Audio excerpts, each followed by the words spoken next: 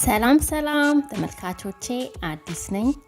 ዛሬም እንደተለመደው በአዲስ ቪዲዮ ተመልሼ መጥቻለሁ።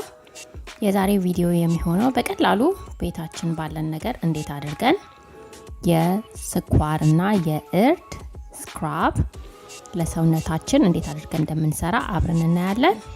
ትወዱታላችሁ፣ ተከታተሉኝ።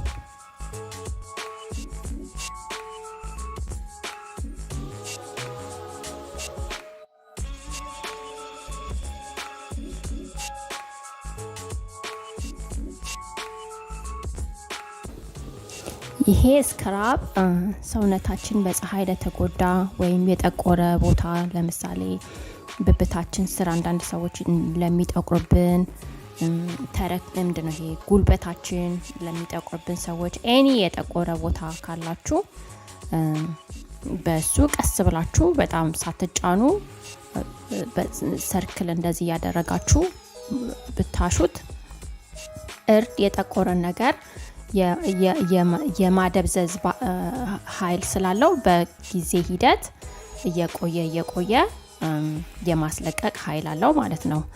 እና ይሄ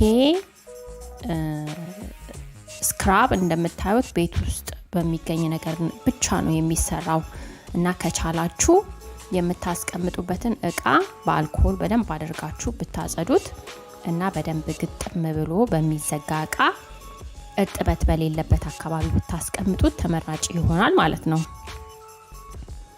እኔ እንዳያችሁ ትንሽ በዛ አድርጌ ነው የሰራሁት፣ ምክንያቱም እጠቀመዋለሁ ቶሎ የማትጠቀሙ ሰዎች እንደዚህ በብዛት ከመስራት እንዳይበላሽባችሁ በምትፈልጉ ሰዓት ወዲያው ሰርታችሁ ወዲያው ተጠቅማችሁ መጨረስ ትችላላችሁ ማለት ነው።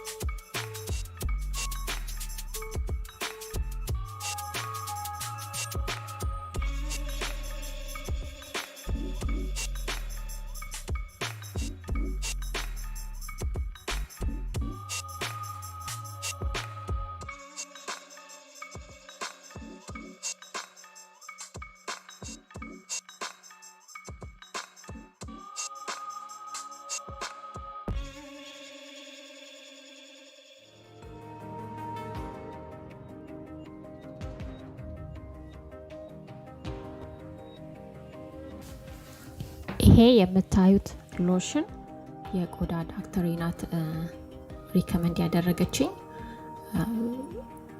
ታርጌት እና አማዞን ላይ አለ ታገኙታላችሁ። እኔ ከአማዞን ነው ኦርደር ያደረኩት።